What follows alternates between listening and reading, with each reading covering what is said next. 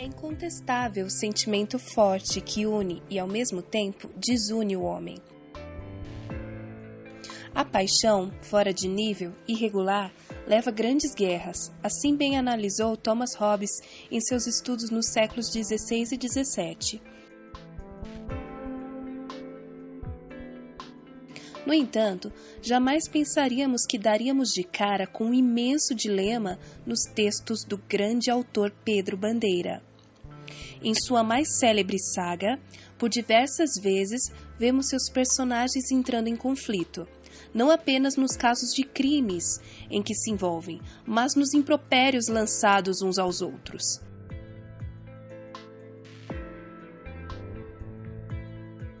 A amizade, irmandade e quais mais hades queiram fazem com que a guerra mental e pessoal seja forte em demasia para cada qual. Por quê?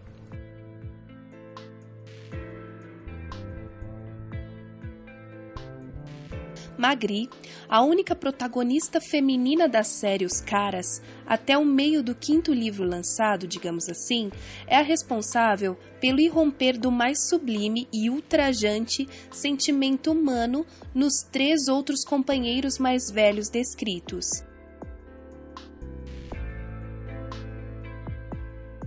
Miguel, o líder, Kalu, o ator, e Crânio, o gênio, se veem divididos entre o amor que une os caras e o amor de uma jovem mulher. O que podemos esperar disso tudo?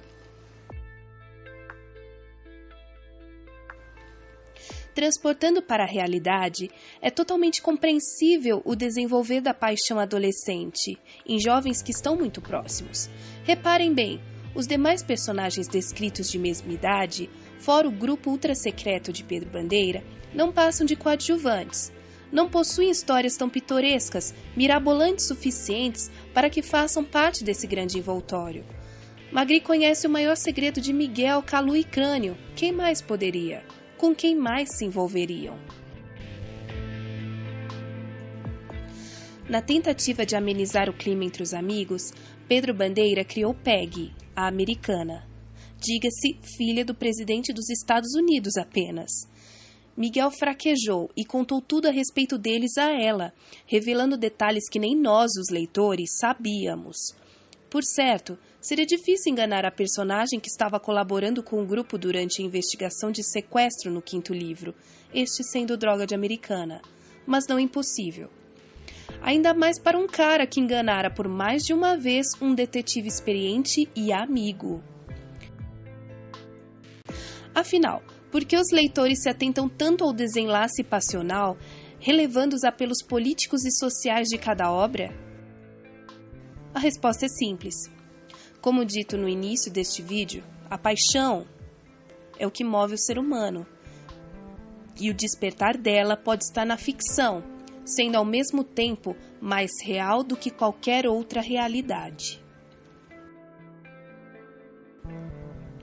Continuar com o grupo unido a partir do livro 4, este sendo A Droga do Amor, quando o transbordar de sentimentos aconteceu, parecia algo impossível, tanto que para os caras retornarem foi preciso um fingimento de sequestro e outro não fingido no meio deles. Após isso, praticamente nada, ou quase. Devemos isso a Peggy também. Contrabalanceando os hormônios adolescentes, ela deu um novo fôlego aos caras, diminuindo assim a tensão no meio deles, quase que por completo. É aí que voltamos ao líder Miguel. Tanto com a Magri quanto com a Peggy, ele não interferiu em suas escolhas, ainda que não tão reveladas a todos. Miguel guardou para si o sentimento que tinha por ambas, deixando-as livres para se decidirem por seus melhores amigos. Ele praticamente as empurrou para eles, convenhamos. Haveria algo pior para uma pessoa?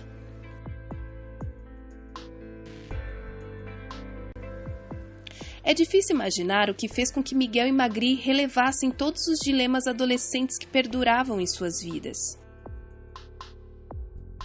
A única explicação plausível seria Crânio. Somente ele poderia ter cedido, ninguém mais. No sexto livro lançado em 2014, que encerra a saga até então, vemos a reviravolta no meio deles. Kalu ser um grande ator foi moleza. Chumbinho o as da informática tranquilo. Magri a médica humanitária super esperado. Crânio pintando como um cientista louco de tão genial é óbvio. Miguel figurando no alto escalão político é o mais esperado.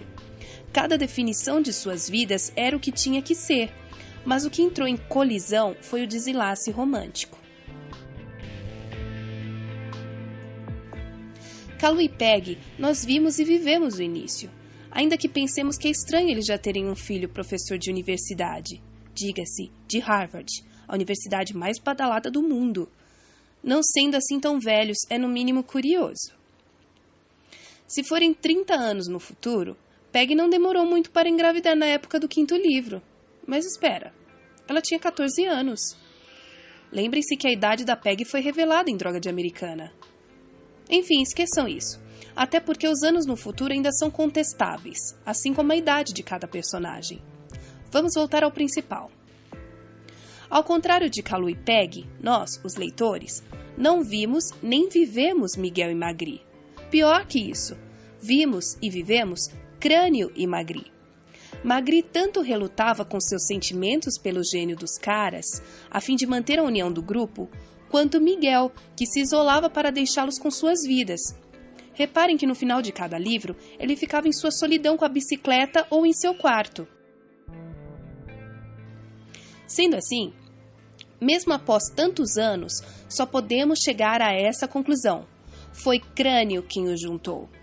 No sexto livro, cujo nome é bem sugestivo, convenhamos, podemos perceber que o gênio dos caras ainda enfrentava dilemas românticos.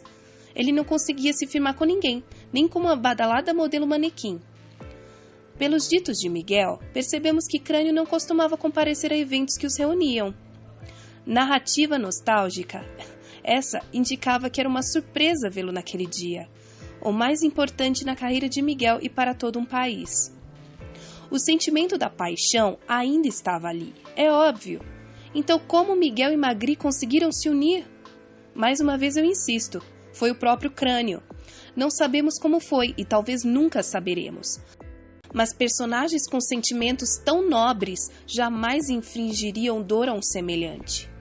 Crânio é um gênio. Impossível não perceber o que acontecia. Ele notou, é claro, não apenas no cantarolar da Magri, mas na música de fundo. Aquela que enfatizou o que sentiam e o que seriam.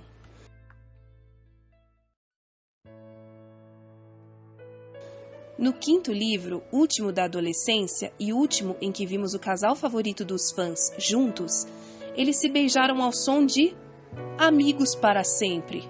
Bem sugestivo, não? O Pedro Bandeira aí nos contou, e o Crânio também percebeu.